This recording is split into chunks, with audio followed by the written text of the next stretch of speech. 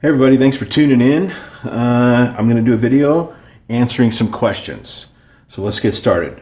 First question I got was, what is a vinyl stencil? Okay, fair enough. There's no such thing as a dumb question. You don't know what you don't know. So this is a vinyl stencil. This is a male part and this is the female part. Now, I only sell unweeded stencils. And what that means is I don't remove any of the material for you, typically. And what that allows you to do is basically have two stencils in one, a male and a female. And so you get to choose which one you want to use. Now, how would this be applied? I got a magazine sitting here, so let's use that.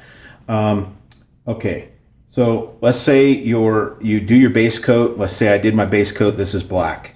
Now, I want to put the male stencil on, because I want my lettering to be black. So I would apply that, okay, stick that on, and then I would paint my second color, so on and so forth, remembering that my U.S. Army will be black when I'm done, even though I've painted, tan, green, whatever other colors. That's essentially how you use a male stencil. Female stencil is the exact opposite. I'm gonna lay this down here. Once again, I've already painted my base coat as black. I'm going to lay this down, and now I'm going to tape off or mask off the surrounding area so I don't get any overspray. Whether you're using a rattle can or you're using an airbrush, doesn't matter. And then whatever color I decide to put in this lettering, this female area, that's the color that's going to be my U.S. Army. Okay, so that's basically what it is and basically how you would apply it. Now, I see a lot of people selling stencils that they weed it for you. They come unweeded. Well, maybe that's a convenience if you're only going to use the male part of the stencil. But in my mind, I want the most bang for my buck. So I don't do that typically. Depends on the pattern. But I want both because I want the choice. Now, also, if you have both, you can do things like shading. I'll explain that real quick. It's kind of not really the question, but just to give you an idea. So basically what you would do is you'd put this down on the surface that you want to paint, remembering that whatever color you're putting it down on, that's going to be your final color.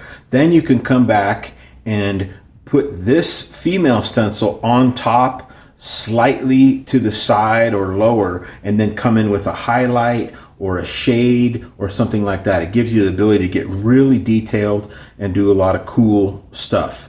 Okay, so that explained. I hope that answered your question. And again, he kind of was like, I feel funny asking this question, but hey, you don't know what you don't know. So I have no problem answering that. Now, let's talk about vinyl stencils here for a second. What to look for when you're purchasing. Now, of course, at rebelsolutions.com, I sell vinyl stencils. You don't have to buy from me, but what you do need to do is educate yourself as a consumer. What is the difference between, let's say, what I sell and let's say what somebody else sells on eBay? Well, first things first, you'll know from the fact of the price. Okay, you get what you pay for when it comes to most things. Now, there's a lot of stencil material on the market that is this color. So you think, oh, well, it's that gold yellow stuff. Oh, okay, it must be the right stuff. Well, it's not necessarily so. For example, I exclusively use Avery SF 100 235-S. What that means is Avery is the manufacturer. The model number is SF 100 235-S. What that is, it's a high temperature, high bake vinyl, low tack, meaning that when you're putting it on your paint projects and you're pulling it off, it's not going to leave any residue. Also, it's exclusively used, it's formulated to be used with gun paint or gun finishing products such as Cerakote, Gun Coat, Lumihigh 2, any paints that you want to cure in the oven. Or in my case, a lot of the times I use a lot of Duracoat, but I cure with a hair dryer or in my case, a heat gun. Same thing applies. If you don't get the right vinyl and you put a hair dryer to it or you put it in the oven, it's going to disintegrate. It's going to melt. It's going to ruin your project. So it's very important to understand as a consumer what you're buying. Now, the only other thing I can say as far as purchasing vinyl stencils, I would purchase them from an applicator. What does that mean? Well, somebody who uses the products that they sell. And if you're purchasing from an applicator such as myself, I'm going to tell you the manufacturer of the materials that I'm selling you and the part number. Why? So you know what you're getting. Plus, I pay a lot of money for this high grade material, and I want you to be able to know that you're getting the high grade materials. So I'm going to say, hey, this is Avery SF 100 235-S. This is the high bake stuff. Now you may be saying, well, I'm not going to use, Cerakote. I'm not going to bake these parts in the oven. I'm not going to blah, blah, blah. So do I need that? No, you don't.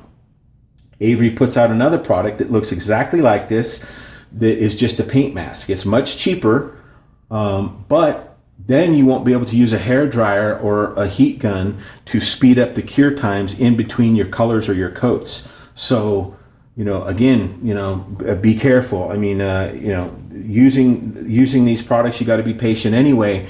But, if you get some sort of vinyl that's not, stipulated for that type of use, you're going to be very disappointed.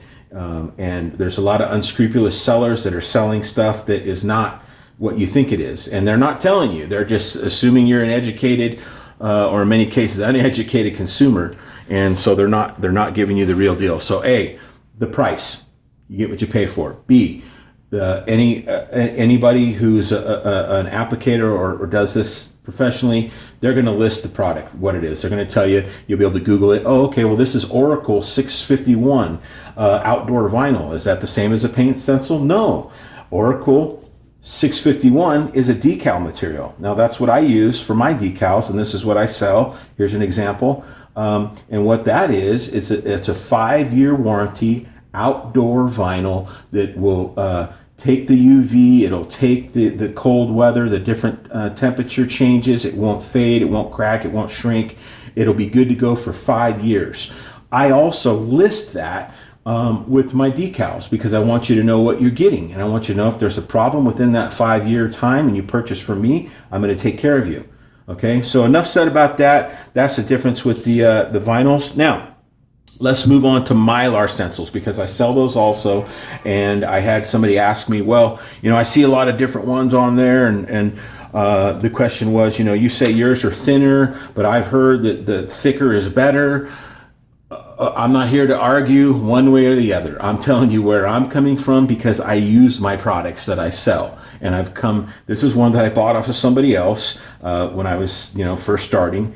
And it's thicker than the ones that I make. This is a used one, by the way, that's got several layers of paint on it that I've never cleaned off. And I still use it just as it is. And you can see it's a little bit thinner than the one I purchased. And this actually is pretty thin compared to the ones I see in the market. And what they do is they try to tell you, well, if it's thinner, when you go to use an airbrush and you go to blow your airbrush on there, it's going to pick up from the air from the airbrush. Well, if you're using 135 PSI, it's going to blow anything off.